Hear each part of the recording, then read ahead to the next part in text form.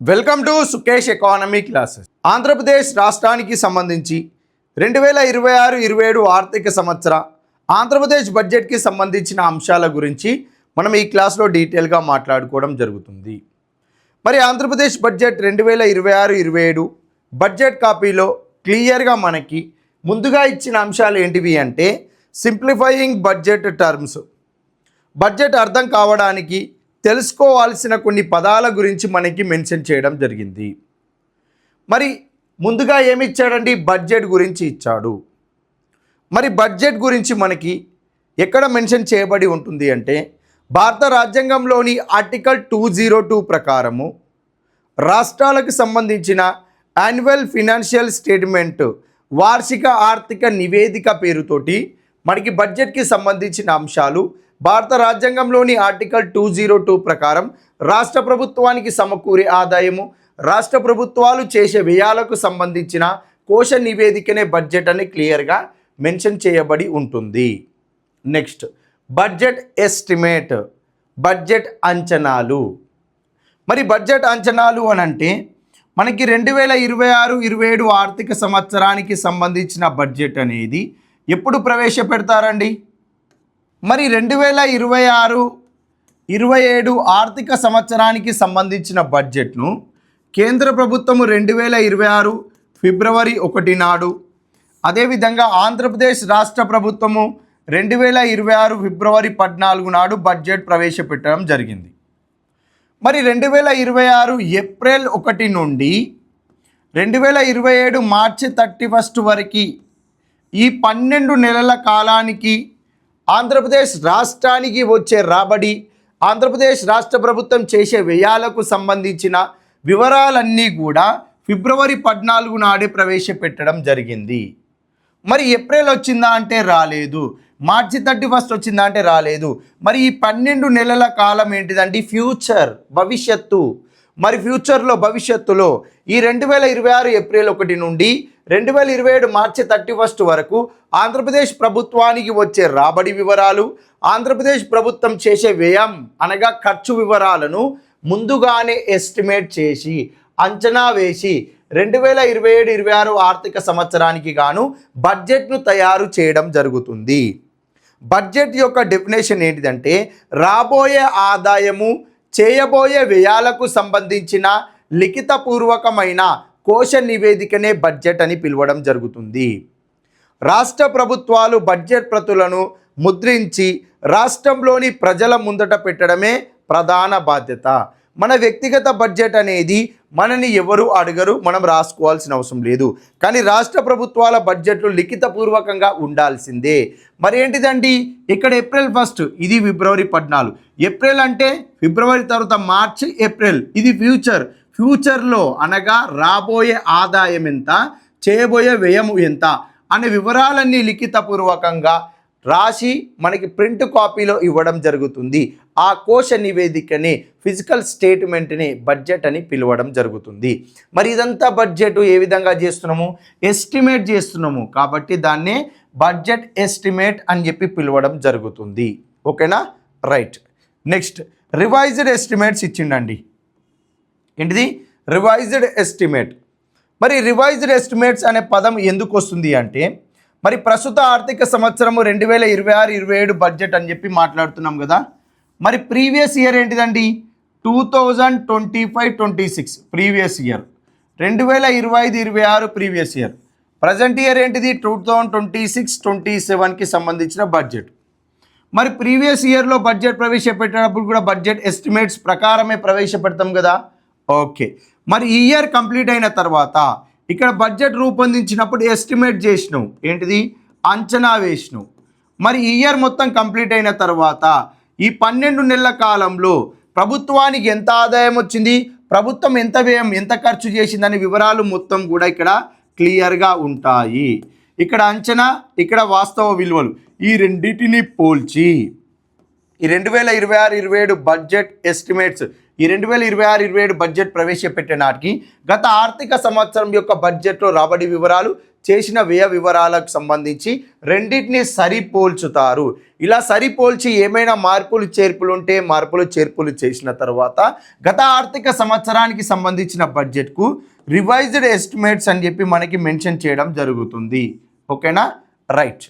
Next, అదేవిధంగా ఈ గత ఆర్థిక సంవత్సరము ప్రీవియస్ ఫినాన్షియల్ ఇయర్లో ఎంత ఆదాయాలు వచ్చాయి, ఎంత వ్యయం చేయడం జరిగింది అనే వివరాలన్నీ కూడా కంట్రోలర్ అండ్ ఆడిటర్ జనరల్ దగ్గర మనకి అకౌంట్స్ రూపంలో మనకి నమోదు చేయబడి ఉంటుంది. గత ఆర్థిక సంవత్సరం యొక్క ఏప్రిల్ 1 నుంచి మార్చి 31 వరకు జరిగిన రాబడి వివరాలు, వ్యయాలకు సంబంధించిన వివరాల మొత్తం కూడా వాస్తవ విలువల్ని వారు ఏం చేస్తారు అంటే అకౌంట్స్ రూపంలోకి నమోదు చేయడం జరుగుతుంది. ప్రతి ఆర్థిక సంవత్సరంలో కంప్లీట్ అయిపోయిన తర్వాత వచ్చిన వాస్తవ విలువలని ఇవి చూసుకోవాలండి ఇక్కడ. Next revenue receipts, revenue expenditure, revenue deficit, revenue రాబడులు, రెవెన్యూ వ్యయము, రెవెన్యూ లోటు గురించి ఇచ్చాడండి. ఓకేనా, రైట్. సాధారణంగా బడ్జెట్లో మనకి ఇక్కడ ఇది బడ్జెట్ అనుకుంటే ఇందులో టోటల్ రిసిట్స్ మొత్తం రాబడి, టోటల్ ఎక్స్పెండిచర్ మొత్తం వ్యయం. మరి టోటల్ రిసిట్స్లో ఇక్కడ రెవెన్యూ రిసిట్స్, క్యాపిటల్ రిసిట్స్ ఉంటాయి. టోటల్ ఎక్స్పెండిచర్లో రెవెన్యూ ఎక్స్పెండిచర్, రెవెన్యూ వ్యయము, క్యాపిటల్ ఎక్స్పెండిచర్ ఇవి రెండు ఉంటాయి. మనకి ఇక్కడ ఇచ్చింది ఏంటండి, revenue receipts, revenue expenditure, revenue deficit. మరి ఇక్కడ రెవెన్యూ రిసిట్స్, రెవెన్యూ ఎక్స్పెండిచర్ ఈ రెండు పదాల గురించి మనం మాట్లాడుకోవాలి. మరి ఈ రెవెన్యూ రిసిట్స్ అంటే ఏంటిదంటే మనం చాలా గుర్తుపెట్టుకోవాల్సిన అంశం ఏంటంటే రెవెన్యూ రిసిట్స్ ఎప్పుడైతే రెవెన్యూ అనే పదము కనబడుతుందో అది ప్రస్తుతము అనే అంశాన్ని తెలియజేస్తుంది. కరెంట్ ఇయర్ ప్రస్తుత సంవత్సరానికి సంబంధించిన అంశాలను తెలియజేస్తుంది. ఇప్పుడు ఎగ్జాంపుల్కి 2026-27 ఆర్థిక సంవత్సరం కదా. ఈ 2026-27 ఆర్థిక సంవత్సరంలో ప్రభుత్వం యొక్క సాధారణ పరిపాలనలో భాగంగా ప్రభుత్వానికి పన్నుల ద్వారా వచ్చిన ఆదాయము, పన్నేతర మార్గాల ద్వారా వచ్చిన ఆదాయము ప్రస్తుత ఆర్థిక సంవత్సరానికి ఎంతనో తెలియజేసేది రెవెన్యూ రిసిట్స్ అంటారు. అంటే ప్రభుత్వము తన పరిపాలనలో భాగంగా పన్నుల ద్వారా ఎక్కువ ఆదాయాన్ని సమకూర్చుకోవచ్చు, పన్నేతర మార్గాల ద్వారా ఎక్కువ ఆదాయం సమకూర్చుకోవచ్చు. ఇలా పరిపాలన మీద డిపెండ్ అయి ప్రభుత్వము ప్రస్తుత సంవత్సరానికి సమకూర్చుకునే ఆదాయం అంతా కూడా రెవెన్యూ ఆదాయము, రెవెన్యూ రిసిట్స్ రూపంలో ఉంటుంది. రెవెన్యూ ఎక్స్పెండిచర్ అంటే ఏంటిదంటే ప్రభుత్వము తన సాధారణ పరిపాలనలో భాగంగా ప్రస్తుత ఆర్థిక సంవత్సరంలో చేసిన వ్యయం గురించి క్లియర్గా తెలియజేయడం జరుగుతుంది. మరి ప్రభుత్వం తన సాధారణ పరిపాలనలో భాగంగా జాతి రత్నాలు, మహారత్నాలు, 18 రత్నాలు, 5 రత్నాలని సంక్షేమ పథకాలను అమలు చేస్తుంది కదా. ఆ సంక్షేమ పథకాలకు అయ్యే ఖర్చంతా ఇందులోనే ఉంటుంది. ప్రభుత్వ ఉద్యోగుల జీతభత్యాలు ఇందులోనే ఉంటుంది. ప్రభుత్వాలు చేసిన అప్పులకు గాను చెల్లించాల్సిన వడ్డీ చెల్లింపులు ఇందులోనే వెళ్తాయి. అంటే ప్రభుత్వం యొక్క పరిపాలన మీద ఆధారపడి ఉంటుంది రెవెన్యూ వ్యయము. ఉచిత పథకాలు, సంక్షేమ పథకాలు, 18 రత్నాలు, జాతి రత్నాలని ఖర్చు చేసేదంతా ఇందులోనే ఉంటుంది. అది ప్రభుత్వం యొక్క పరిపాలన మీద మాత్రమే ఆధారపడి ఉంటుంది. మరి ప్రస్తుత ఆర్థిక సంవత్సరంలో ప్రభుత్వానికి వచ్చిన రాబడి, ఏ రాబడి? తాను చేసే పరిపాలనలో భాగంగా పన్నుల ద్వారా, పన్నేతర మార్గాల ద్వారా వచ్చిన రాబడి కంటే మరి ఇక్కడ ప్రభుత్వము తాను చేసే పరిపాలనలో భాగంగా పన్నుల ద్వారా, పన్నేతర మార్గాల ద్వారా వచ్చే రాబడి 1000 కోట్లు వస్తే, అదేవిధంగా ఈ ప్రస్తుత ఆర్థిక సంవత్సరంలోనే ప్రభుత్వం తాను చేసే సాధారణ పరిపాలనలో భాగంగా ఖర్చు 1200 కోట్లు చేస్తే ఇక్కడ ఏమైపోయింది? రెవెన్యూ రాబడులు 1000 కోట్లు, రెవెన్యూ వ్యయం 1200 కోట్లు ఏర్పడింది. ఇక్కడ డెఫిసిట్ ఎంత ఉందండి? 200 కోట్లు రావడం జరిగింది. ఈ రెవెన్యూ డెఫిసిట్ అండి. మరి ఈ డెఫిసిట్ రావడానికి గల కారణము ప్రభుత్వం యొక్క పరిపాలన మీద ఆధారపడి ఉంటుంది. ప్రభుత్వం తన పరిపాలనలో భాగంగా వ్యయానికి సరిపడ ఆదాయాన్ని తన పరిపాలనలో భాగంగా సమకూర్చుకోలేని వైఫల్యానికి నిదర్శనమే రెవెన్యూ డెఫిసిట్, రెవెన్యూ లోటు అంటారు. మరి ప్రభుత్వం ఇక్కడ ట్యాక్సెస్ ద్వారా, నాన్ ట్యాక్సెస్ ద్వారా అమౌంట్ ఎక్కువగా సంపాదించి ఖర్చు తక్కువగా పెట్టింది అనుకుంటే వచ్చింది 1200 కోట్లు, ఖర్చు 1000 కోట్లు మాత్రమే చేయగలిగింది అంటే అప్పుడు ఏమవుతుందండి, రెవెన్యూ డెఫిసిట్ ఉండదు, రెవెన్యూ సర్ప్లస్ ఉంటుంది. అంటే ఇక్కడ సర్ప్లసా డెఫిసిటా అనేది ప్రభుత్వం యొక్క పరిపాలన మీద డిపెండ్ అయి ఉంటుంది. ఇక్కడ సంక్షేమ పథకాలను తగ్గించారు, ఇక్కడ రాబడి ఎక్కువైపోతుంది. ఇక్కడ సంక్షేమ పథకాలను పెంచారు, రాబడి తక్కువగా ఉంటుంది, వ్యయం ఎక్కువగా అవుతుంది. ఈ సంక్షేమ పథకాలను అమలు చేయడంలో ప్రభుత్వం యొక్క పరిపాలన మీద ఆధారపడి ఉంటుంది. కాబట్టి ప్రభుత్వం తన పరిపాలనకు అయ్యే వ్యయాన్ని సాధించుకోలేని వైఫల్యానికి నిదర్శనమే రెవెన్యూ డెఫిసిట్ అవుతుంది. ప్రభుత్వము తన పరిపాలనకు అయ్యే వ్యయాన్ని సాధించుకున్నప్పుడు ప్రభుత్వం యొక్క వైఫల్యానికి నిదర్శనము కాదు, ప్రభుత్వము సక్రమంగా పరిపాలిస్తున్నట్లు లెక్క. కాబట్టి ప్రతిసారి మనకి revenue receipts, revenue expenditure, revenue deficit, surplus గురించి తెలియజేస్తుంది. ఇక్కడ నీకు సర్ప్లస్ వచ్చింది అనుకో, ప్రభుత్వము మంచి పరిపాలన చేస్తుంది అని అర్థము, అప్పులు తక్కువగా చేస్తుంది అని అర్థం. అప్పు చేయడానికి అవకాశం ఈ రెండు మార్గాలలో లేకుండా అవుతుంది సర్ప్లస్ ఉంటే. ఓకేనా, right. Next capital receipts, capital expenditure. మరి క్యాపిటల్ రిసిట్స్, క్యాపిటల్ ఎక్స్పెండిచర్ అంటే ఇక్కడ చూడండి, ఇది క్యాపిటల్ రిసిట్స్, ఇది క్యాపిటల్ ఎక్స్పెండిచర్.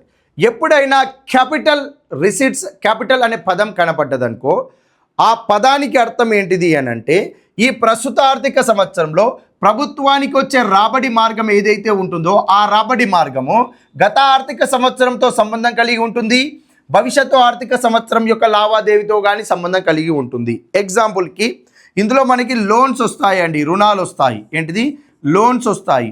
మరి ఈ ఆర్థిక సంవత్సరంలో 1000 కోట్ల లోన్ తీసుకున్నాము, మరి తిరిగి భవిష్యత్తులో ఫ్యూచర్లో ఏదో ఒక ఫినాన్షియల్ ఇయర్లో మనం తిరిగి చెల్లించాలి.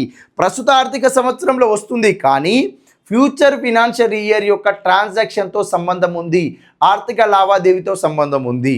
నెక్స్ట్ ఇక్కడ లోన్ రికవరీ కూడా ఉంటుంది. లోన్ రికవరీ, మరి ఇక్కడ రుణాలను తిరిగి తీసుకుంటున్నాము అంటే ప్రస్తుత ఆర్థిక సంవత్సరంలో లోన్ రికవరీ చేసినాం కానీ ప్రీవియస్ ఫినాన్షియల్ ఇయర్లో ఏదో ఒక ఆర్థిక సంవత్సరంలో మనం ఆ లోన్ వేరే దేశానికా, కంట్రీకా లేదా స్టేట్గా ఇవ్వడం జరిగింది. అంటే ప్రీవియస్ ఫినాన్షియల్ ఇయర్లో క్యాష్ ట్రాన్సాక్షన్, ఆర్థిక లావాదేవీతో సంబంధం ఉండి భవిష్యత్తు ఆర్థిక సంవత్సరంలో వస్తుంది. అవన్నీ కూడా క్యాపిటల్ రిసిట్స్లో ఉంటాయి. ప్రభుత్వ రంగ సంస్థల యొక్క పెట్టుబడుల ఉపసంహరణ ఇందులోనే ఉంటుంది, ప్రభుత్వ రంగ సంస్థల ఆస్తుల అమ్మకాలు కూడా ఇందులోనే ఉంటాయి. ఓకేనా, రైట్. నెక్స్ట్ క్యాపిటల్ ఎక్స్పెండిచర్ అంటే ఏంటిదంటే, ప్రభుత్వం ఒకసారి ఖర్చు చేస్తే తిరిగి ప్రభుత్వానికి ఆస్తులను క్రియేట్ చేస్తుంది. ఆ మార్గాలన్నీ కూడా క్యాపిటల్ ఎక్స్పెండిచర్లో ఉంటాయి. ఎగ్జాంపుల్కి ఒక ప్రభుత్వ రంగ పరిశ్రమ పైన ప్రభుత్వం ఖర్చు చేస్తే ప్రస్తుత ఆర్థిక సంవత్సరంలో ఆ ఖర్చు అంతా కూడా ప్రభుత్వ రంగ పరిశ్రమ ఏర్పాటుకు ఉపయోగపడుతుంది. కానీ ఆ ప్రభుత్వ రంగ పరిశ్రమ ఏర్పాటైన తర్వాత అందులో వస్తువుల ఉత్పత్తి జరిగిన తర్వాత ఆ వస్తువులు మార్కెట్కి వెళ్తే మార్కెట్లో అవి అమ్ముడుపోతే అవన్నీ పరిశ్రమకు లాభాలు అవుతాయి. ఆ పరిశ్రమ ప్రభుత్వ రంగ పరిశ్రమ, ప్రభుత్వానికి ఆదాయాలను సమకూరుస్తుంది. అప్పుడు ప్రభుత్వానికి ఆస్తులను క్రియేట్ చేసే మార్గం అవుతుంది ప్రభుత్వ రంగ పరిశ్రమ. అదేవిధంగా అభివృద్ధి ప్రాజెక్టులు, కాళేశ్వరము, పోలవరం లాంటి ప్రాజెక్టులు ఉంటాయి చూడండి, అవన్నీ కూడా వ్యవసాయ రంగంలో ఉత్పత్తిని తీసుకొచ్చి, వ్యవసాయ రంగంలో వృద్ధిని తీసుకొచ్చి ప్రభుత్వం యొక్క జీడిపిని, జిఎస్డిపిలను పెంపొందింపజేస్తాయి. కాబట్టి ప్రభుత్వ రంగ ఆస్తులను క్రియేట్ చేసేవి క్యాపిటల్ ఎక్స్పెండిచర్లో భాగంగా ఉంటాయి. ఓకేనా, రైట్. వీటి గురించి ఇక్కడ క్లియర్గా ఇచ్చినాడండి. ఓకేనా, రైట్. ఫిజికల్ డెఫిసిట్ అంటే ఏంటిదంటే, మనం ఏదైతే బడ్జెట్ గురించి మాట్లాడుకుంటున్నామో ఈ బడ్జెట్లో మనకు వచ్చే టోటల్ రిసిట్స్, టోటల్ ఎక్స్పెండిచర్, ఈ టోటల్ రిసిట్స్లో ఈ క్యాపిటల్ రిసిట్స్లో లోన్ ద్వారా అమౌంట్ తీసుకోకూడదు. ఓకేనా, అప్పులు చేయకుండా ఉండకూడదు. టోటల్ రిసిట్స్ 1000 కోట్లు ఉన్నాయి, టోటల్ ఎక్స్పెండిచర్ 900 crore అయింది అంటే మనకి సర్ప్లస్ ఉంది. బడ్జెట్ అనేది సర్ప్లస్ ఉంది, 100 కోట్లు సర్ప్లస్ ఉంది. మరి ఈ ఆర్థిక సంవత్సరంలో 100 కోట్ల రూపాయలు సర్ప్లస్ ఉంది కాబట్టి అప్పు చేయాల్సిన అవసరం లేదు. Physical deficit zero. ఏంటిది, ఫిజికల్ డెఫిసిట్ జీరో. ఎందుకు, ఈ ఆర్థిక సంవత్సర కాలంలో ప్రభుత్వము ఎలాంటి అప్పు చేయాల్సిన అవసరం లేదు, అప్పులు జీరోగా ఉన్నాయి అని మెన్షన్ చేయొచ్చు. మరి ఇక్కడ ఆల్రెడీ లోన్ తీసుకున్నామండి, ఎంత, ఒక 200 కోట్లు లోన్ తీసుకున్నాం. టోటల్ రిసిట్స్ ఎంత వచ్చినాయి, 1000 కోట్లు వచ్చినాయి. టోటల్ ఎక్స్పెండిచర్ ఎంత అయింది, 1200 కోట్లు అవుతుందని ఎక్స్పెక్ట్ చేశారు. అంటే వచ్చేదానికంటే పోయేది ఎక్కువగా ఉంది. టోటల్ రిసిట్స్ మొత్తం రాబడి కన్నా మొత్తం వ్యయం అధికమైంది. 200 కోట్లు డెఫిసిట్ ఉంది. ఇదేంటిది, ఇప్పుడు బడ్జెట్ డెఫిసిట్ అవుతుంది. బడ్జెట్ డెఫిసిట్ 200 కోట్లు అంటే ఖచ్చితంగా మళ్ళీ 200 కోట్లు అప్పు తీసుకొచ్చి డెఫిసిట్ని క్లోజ్ చేయాలి. మరి ఇప్పుడు 200 కోట్ల లోన్ అవసరము, ఆల్రెడీ ఒక 200 కోట్ల లోన్ తీసుకున్నాం. ఇవి మార్కెట్ రుణాలు, ఈ బడ్జెట్ డెఫిసిట్ రెండు కలిపితే 400 కోట్లు అవుతుంది.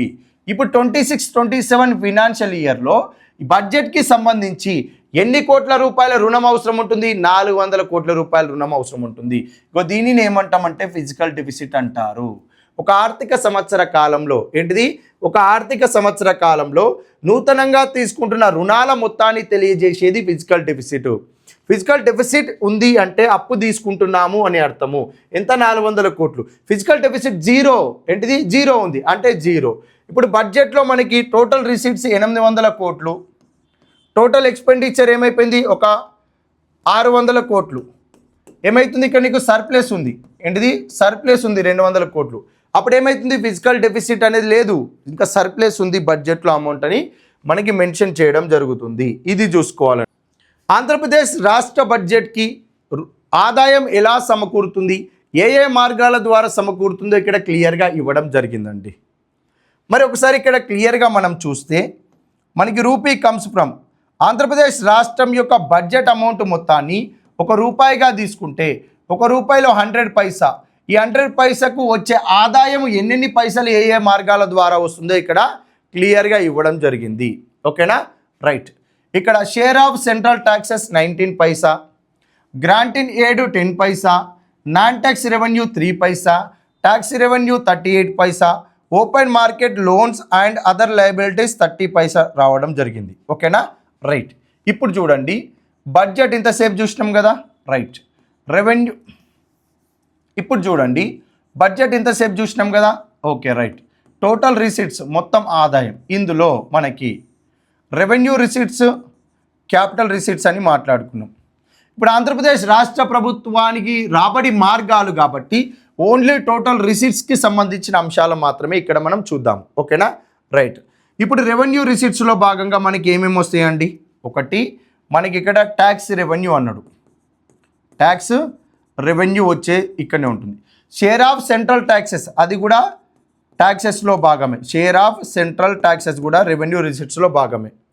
నెక్స్ట్ అదేవిధంగా మనకి నాన్ ట్యాక్స్ రెవెన్యూ కూడా మనకి రెవెన్యూ రిసిట్స్లో భాగంగా వస్తాయి. అదేవిధంగా గ్రాంట్లు, ఏంటిది?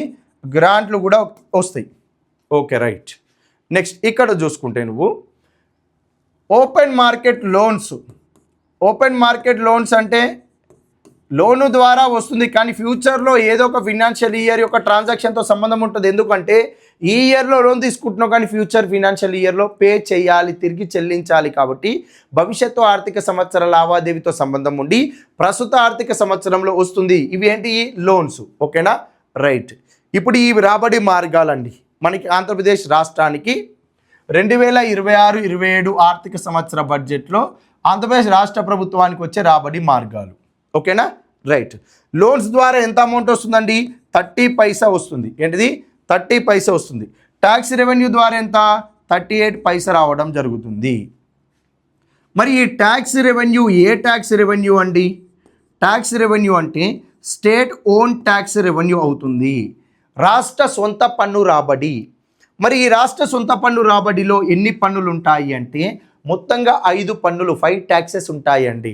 ఒకటి ఎస్జిఎస్టీ ఉంటుంది, నెక్స్ట్ సేల్స్ ట్యాక్స్ ఉంటుంది. ఏంటిదండి? సేల్స్ ట్యాక్స్ ఉంటుంది. అదేవిధంగా మనకి స్టేట్ ఎక్సైజ్ డ్యూటీ ఉంటుంది. ఓకేనా? Right. Next stamps and registration duty ఉంటుంది.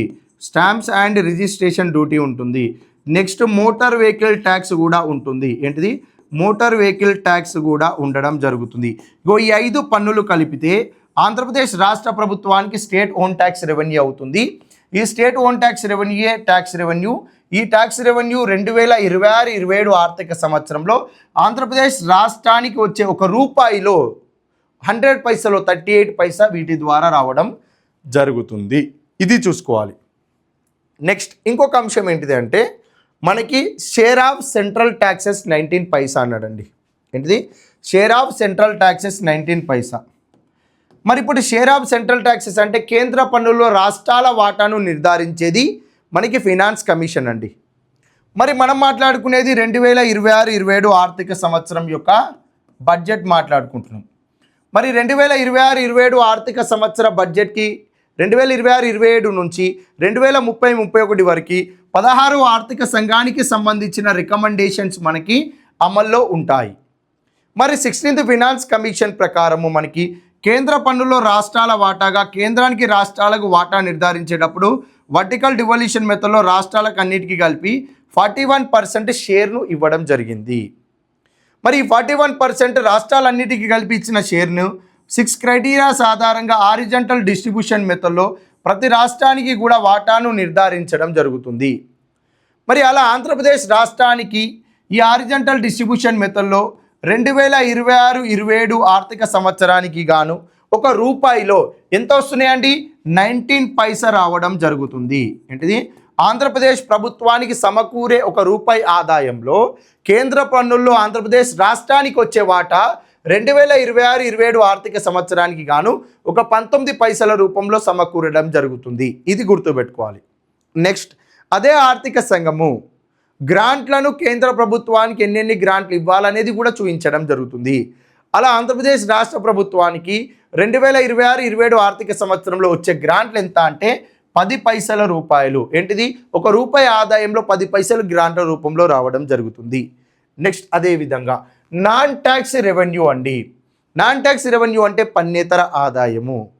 అభివృద్ధి పన్నులు, దీన్నే డెవలప్మెంట్ ట్యాక్స్ అంటారు, కానీ అది ఒక రకమైన ట్యాక్సే, కానీ ట్యాక్స్ అనరు. టోల్ ట్యాక్స్లు ఉంటాయి చూడండి, అలా ఫీజులు, అదేవిధంగా చీట్స్, వీటి మార్గాల ద్వారా వచ్చే ఆదాయం అన్నట్టు, అవన్నీ కూడా పన్నేతర రాబడిలో భాగంగా ఉంటాయి. ఈ అంశాలు మనం ఇక్కడ క్లియర్గా చూసుకోవాలి.